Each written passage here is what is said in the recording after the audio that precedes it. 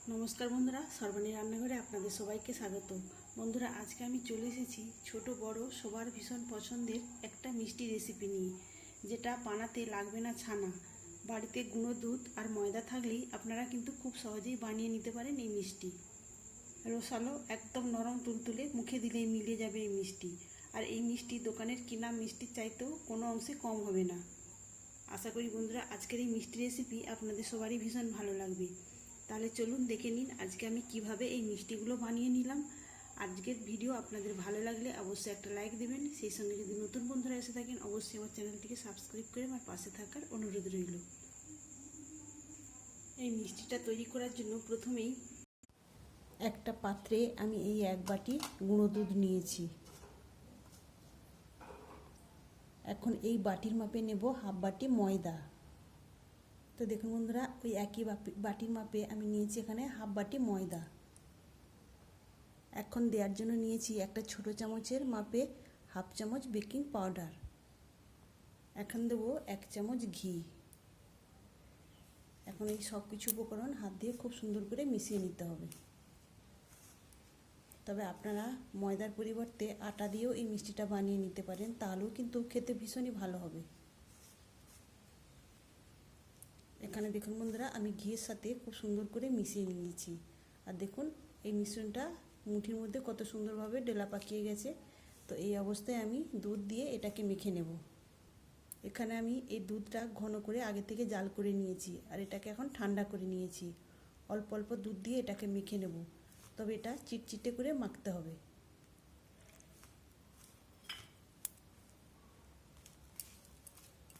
এখন হাতের মধ্যে লেগে যাবে, তাতে কিন্তু অসুবিধা নেই। এটাকে রেস্টে রেখে দিলেই দেখবেন খুব সুন্দরভাবে সেট হয়ে যাবে।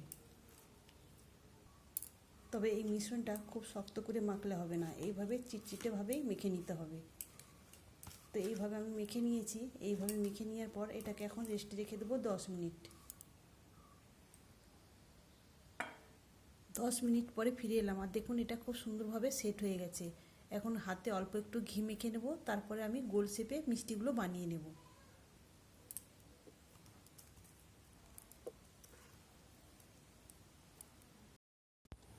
এখানে দেখুন বন্ধুরা, এইভাবে আমি একটা মিষ্টি গোল করে নিয়েছি।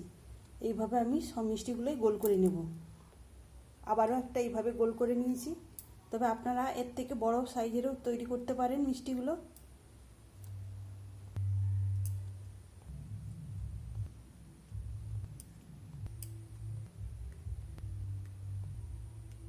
এখানে দেখুন বন্ধুরা, আমার অনেকগুলোই মিষ্টি তৈরি হয়ে গেছে। এখন এটাকে একপাশে সরিয়ে রেখে একটা চিনির সিরা বানিয়ে নেব। চিনির সিরা তৈরি করার জন্য আমি 1 বাটি চিনি নিয়েছি। এখন ওই একই বাটির মাপে দেবো 1.5 বাটি জল। প্রথমে এক বাটি দিয়েছি, এখন দিলাম হাফ বাটি।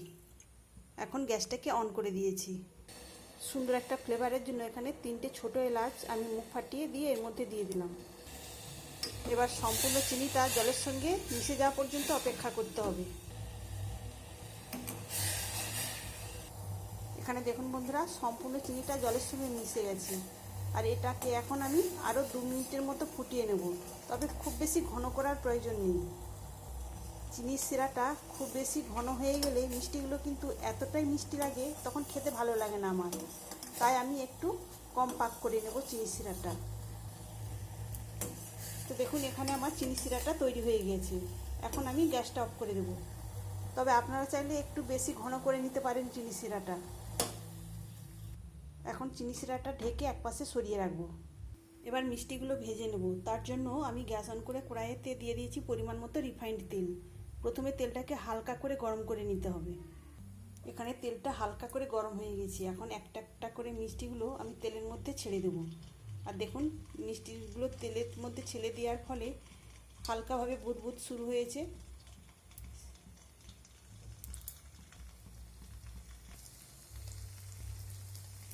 মিষ্টিগুলো তেলে ছেড়ে দেওয়ার পর এইভাবে কিছুক্ষণ রেখে দিতে হবে। তবে এই সময় খুন্তি বা চামচ কোনো কিছুই দিয়ে নাড়াচাড়া করার দরকার নেই, তাহলে কিন্তু ভেঙে যাবে। কিছুক্ষণ পরে কড়ার হাতলটা ধরে এইভাবে নাড়িয়ে দিলে মিষ্টিগুলো দেখবেন অনায়াসেই কড়া থেকে উঠে আসবে। এইভাবে বেশ কয়েকবার নাড়াচাড়া করে দেওয়ার পর তারপরে আমি একটা চামচের সাহায্যে উল্টে পাল্টে দেব। এবার আমি একটা হাতার সাহায্যে মিষ্টিগুলোকে উল্টে পাল্টে একটু লালচে কালার করে ভেজে নেব। আর দেখুন তেলে দেওয়ার সঙ্গে সঙ্গে মিষ্টিগুলো ফুলে কতটা বড় বড় হয়ে গিয়েছে। আমি কত ছোট ছোট করে তৈরি করেছিলাম মিষ্টিগুলো। তবে মিষ্টিগুলো তাড়াহুড়ো করে ভাজলে হবে না, একটু সময় নিয়ে ভাজতে হবে। আর গ্যাসের ফ্লেমটাকে লোতে রেখেই এই মিষ্টিগুলোকে ভাজতে হবে। হঠাৎ করে বাড়িতে কারো মিষ্টি খাওয়ার ইচ্ছা হলে এইভাবেই কিন্তু আপনারা মিষ্টিগুলো বানিয়ে নিতে পারেন। আর এই মিষ্টি তো ছোটো বড় সবারই ভীষণ পছন্দের মিষ্টি। সবসময় দোকান থেকে কিনে আনার দরকার নেই, মন চাইলেই এই মিষ্টি তৎক্ষণাৎ আপনারা বানিয়ে নিতে পারেন। কোনো রকম ছানা কাটারও প্রয়োজন নেই। বাড়িতে অল্প একটু গুঁড়ো দুধ আর ময়দা থাকলেই আপনারা বানিয়ে নিতে পারেন এই মিষ্টি। আর দেখুন বন্ধুরা, মিষ্টিগুলো একটাও কিন্তু ভাঙেনি, সব মিষ্টিগুলোই গোল রয়েছে। বাড়িতে বানানো এই মিষ্টি দোকানের মিষ্টির চাইতেও কোনো অংশে কম হবে না। আর দেখুন বন্ধুরা, ধীরে ধীরে মিষ্টির কিন্তু কালার আসতে চলেছে। মিষ্টিগুলোকে আরও একটু সময় নিয়ে ভাজতে হবে, তাহলে সম্পূর্ণ কালারটা এসে যাবে। এখন একটু গ্যাসের ফ্লেমটাকে বাড়িয়ে দেবো, তাহলে কিন্তু এবার তাড়াতাড়ি কালারটা এসে যাবে। 30 সেকেন্ডের মতো বাড়িয়ে দিয়ে আবার কমিয়ে দেব। এখানে দেখুন বন্ধুরা, মিষ্টিগুলোর খুব সুন্দর কালার এসে গেছে। আর বেশি এটাকে লাল করব না। এখন এগুলোকে তেল থেকে ছেঁকে তুলে নেব। তেল থেকে ছেঁকে তুলে নেওয়ার পর সরাসরি আমি চিনি শিরার মধ্যে দিয়ে দেব। চিনি শিরাটা হালকা গরম রয়েছে, তো আরেকটু গরম করে নিতে হবে। তবে মিষ্টিগুলো চিনি শিরার মধ্যে দিয়ে এটাকে ফুটিয়ে নেব। চিনির শিরাটা মিনিট খানেকের মতো এইভাবে ফুটিয়ে নেওয়ার পর তারপরে গ্যাসটাকে অফ করে দেব।